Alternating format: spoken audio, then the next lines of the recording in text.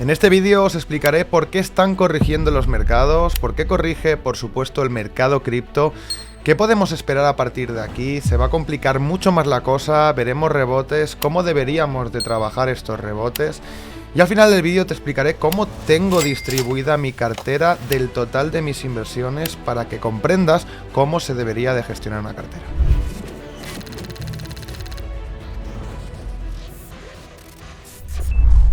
Un error muy común que cometéis muchísimos de los inversores, sobre todo en el mercado cripto, es que no tenéis en cuenta el mercado tradicional y no tenéis la herramienta comparativa para ver los tamaños de uno y de otro. Lo principal, cripto es literalmente un charco y el mercado tradicional, Estados Unidos en concreto, estaríamos hablando prácticamente de un océano. Desde liquidez hasta poder de decidir qué, hacia dónde se mueven los mercados. El sector cripto no deja de ser un capital riesgo. Incluso Bitcoin, a día de hoy, nos guste más o nos guste menos, sigue siendo un activo de riesgo. Pienso que con el tiempo, por supuesto, se va a terminar convirtiendo en un activo de reserva de valor y va a dirigirse en algún punto hasta el $1.000.000 o vete tú a saber qué precio. Sin embargo, ahora a mí ese futuro incierto me da completamente igual y lo que tienes que entender es que nos encontramos ante capital riesgo. ¿Qué ocurre cuando hay incertidumbre en los mercados? Pues que el capital riesgo retrocede. ¿Qué ocurre con mercados de capital riesgo cuando los principales índices mundiales corrigen generando pérdidas? Bueno, pues que muchos de esos inversores deciden protegerse saliéndose de esos mercados de alto riesgo. Y esto es lo que está ocurriendo a día de hoy. Sí, cripto tiene muchos otros problemas y muchas otras ventajas. Tiene catalizadores negativos y catalizadores positivos, pero a día de hoy, tanto los negativos como los positivos dan completamente igual, porque el mercado cripto se está viendo completamente arrastrado por los índices. ¿Y los índices por qué se están viendo arrastrados? Bueno, pues se están viendo arrastrados por Donald Trump, por la Reserva Federal y por los 7 magníficos, que son los 7 activos más ponderados del S&P 500. Tienes que dejar de pensar por qué no rebota cripto en concreto y tener solo el ojo puesto en cripto. Uno, porque un buen inversor no está tan solo en cripto, y eso te lo adelanto, sé que muchísimos de vosotros estáis 100% focalizados con la inversión allí. Eso, para empezar, no es correcto.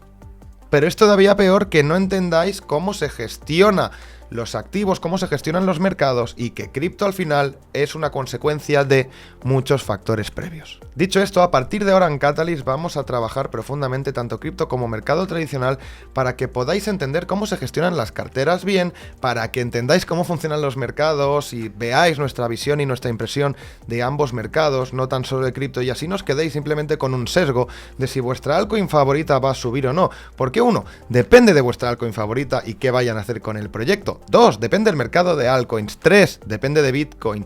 4, depende del mercado tradicional. Y el mercado tradicional depende de muchos factores. Entonces tienes que tenerlos absolutamente todos en cuenta. Es por eso que a partir de ahora subiremos la recurrencia a 2 vídeos semanales de análisis o valor en este canal y abriremos nuestros horizontes más en horizontal para que podáis ver nuestras impresiones y aprendáis de absolutamente todos los sectores. Dicho esto, empecemos. Como estáis viendo aquí en pantalla, tengo ya el calendario macroeconómico de esta semana, donde hemos tenido ya los JOLTS. Han salido los JOLTS positivos, en resumen, implica empleo estadounidense.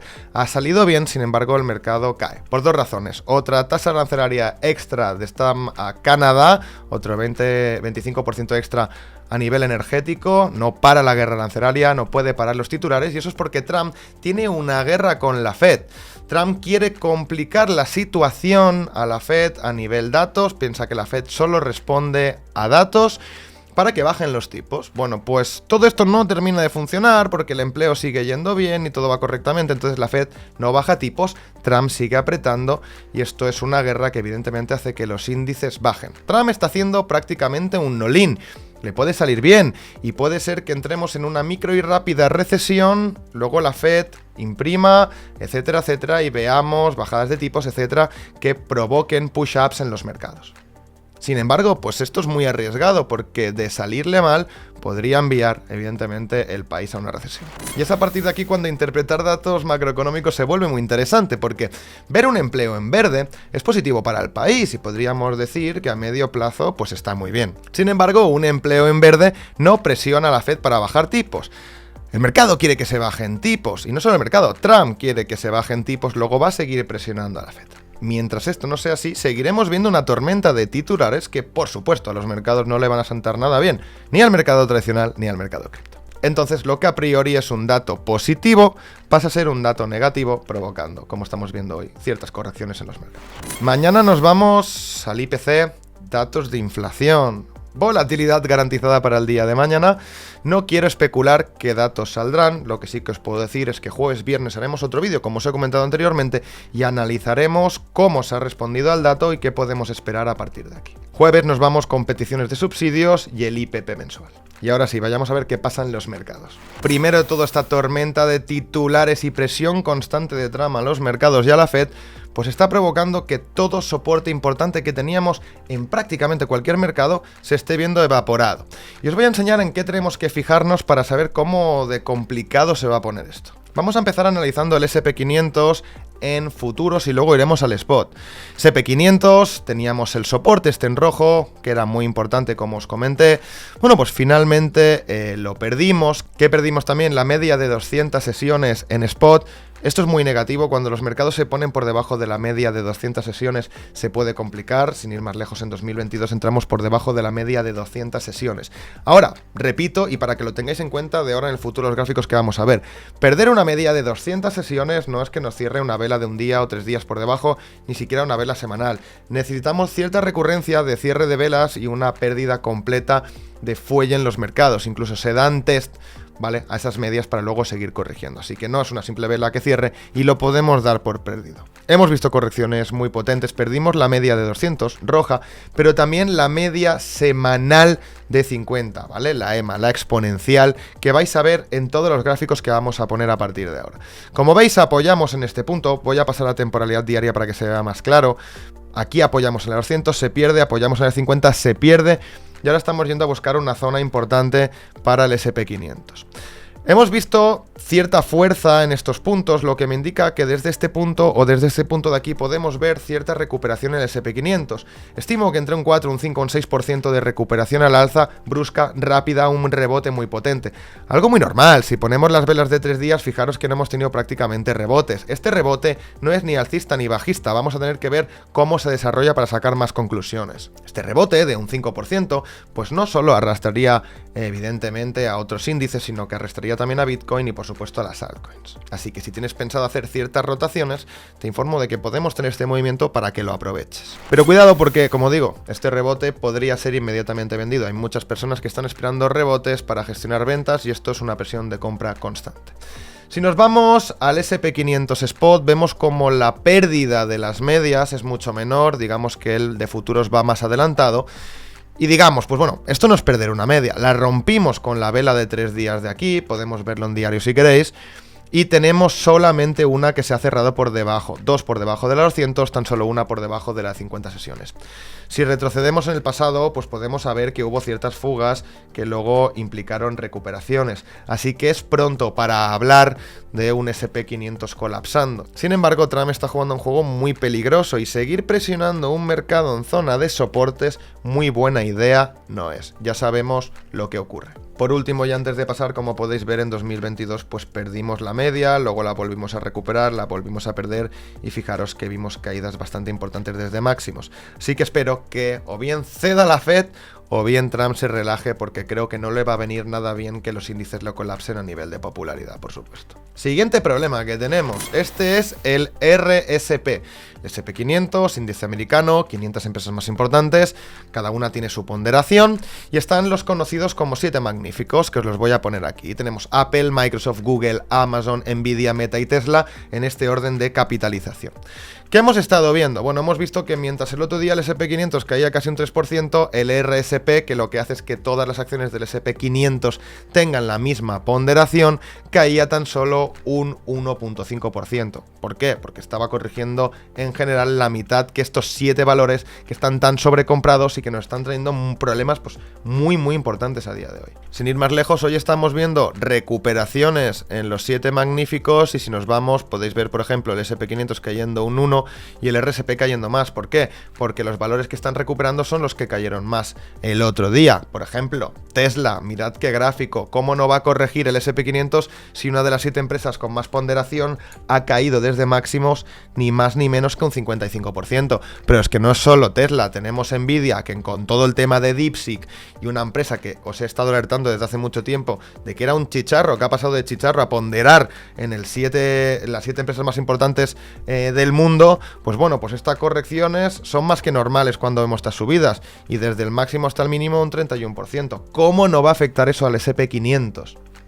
El problema es que estas 7 caen, lo que provocan que el resto de valores caigan, lo que provocan, ¿vale? Pues un pánico generalizado, unido a todo lo que comentábamos anteriormente, que todos los mercados corrijan y se pongan en zonas, pues realmente peligrosas. Y sí, lo de Tesla se veía venir, solo teníamos que ver el PER que tenía Tesla, que no tenía ningún tipo de sentido. Por otro lado, lo que es interesante es que estamos viendo al Nasdaq, como veis aquí, ¿vale? Que está recuperando hoy mejor que el S&P 500, es decir, el capital riesgo se está sosteniendo, podríamos decir que está entrando en bottom, lo que tendría sentido que nos apunte a esta pequeña recuperación, de acuerdo, aproximadamente un 5%. Sin embargo, Nasdaq, pues también nos ha perdido media de 200 sesiones, EMA de 50 sesiones en semanal, y nos ha cerrado bastantes velas por debajo. Hay que ir con cierto cuidado porque las zonas ya de soportes importantes las tenemos aquí, aunque ahora se encontraría en una zona de acumulación anterior.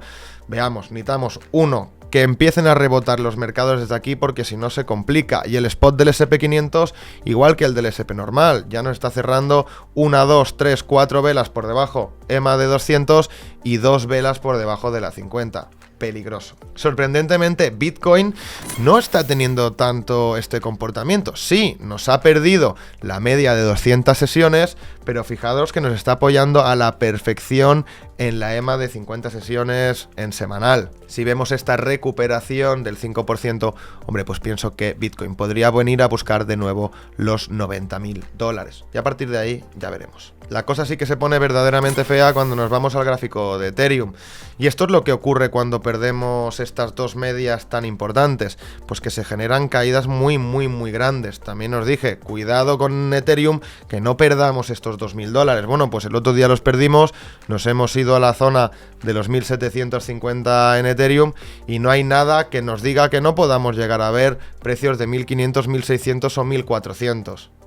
¿Por qué? Porque la zona de acumulación más interesante actualmente la tenemos en toda esta zona de aquí, y particularmente en esta zona de aquí.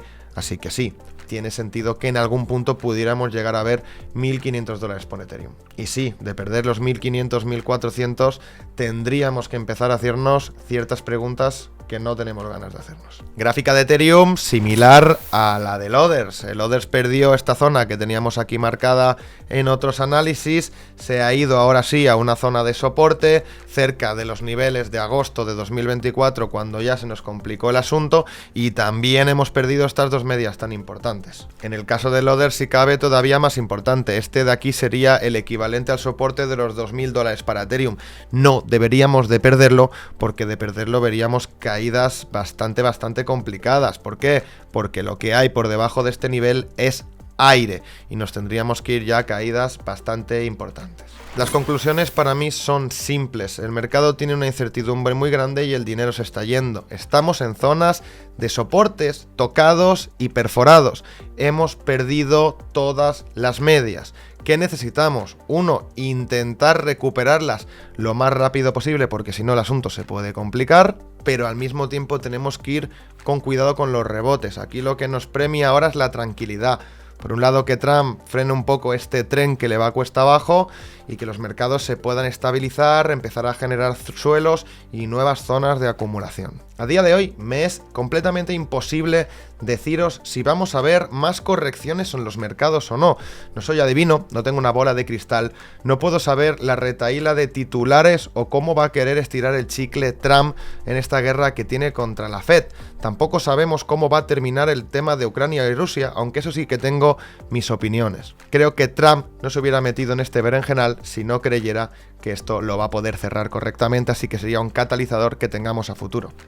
Sin embargo, y repito lo dicho en este vídeo, como a Trump se le vaya la mano presionando, perdamos demasiados niveles en los índices americanos y empiecen a entrar en colapso, se le puede complicar mucho. A nivel macroeconómico tiene que ir con cuidado, porque sí, la Fed reacciona a los datos, pero presionar los datos puede ser peligroso. Luego actuarás bajando tasas, etcétera, etcétera, pero ya veremos cómo responden los mercados y el país después de esto. Estamos en mitad de un huracán con tiempo de descuento. Creo que Trump es un presidente interesante y me gustaría que no os tirara tanto el chicle. Pienso que Trump es una persona inteligente que sabe lo que hace. Pero bueno, compañeros, yo en el mundo de las inversiones ya lo he visto todo. En las inversiones no podemos predecir con exactitud qué puede ocurrir. Lo único que depende de nosotros es la gestión de cartera, la gestión de riesgo y saber cómo actuar en cada momento. Algunos de los consejos que os puedo dar están en mi propia distribución de cartera, como estáis viendo ahora en Twitter, aunque está más detallado en el Telegram que os dejaré en la descripción.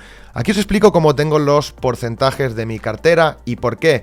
Y veréis que no estoy expuesto tan solo al mercado cripto. De lo contrario, tendría una cartera muy mal gestionada. No descarto en un futuro hacer un vídeo de cómo tener una cartera bien ponderada, explicándoos cómo tengo yo la gestión de la mía. Dejádmelo saber en comentarios, tanto si queréis que haga este vídeo, como si por supuesto queréis que hagamos estos 2 vídeos o 3 vídeos semanales con mayor recurrencia, informando y explicándoos lo que vemos y también conceptos teóricos. Por último, os recomiendo que os veáis este vídeo que estáis viendo en pantalla, lo tenéis en este mismo canal. Se trata de reequilibrar, reestructurar y dejar las carteras cripto bien diseñadas. Cómo reestructurar una cartera general, cómo estar correctamente invertidos. Si os interesa, lo dejamos para futuros vídeos. Ahora sí, me despido. Mucha suerte en los mercados, pero sobre todo, habilidad. Nos vemos, compañeros.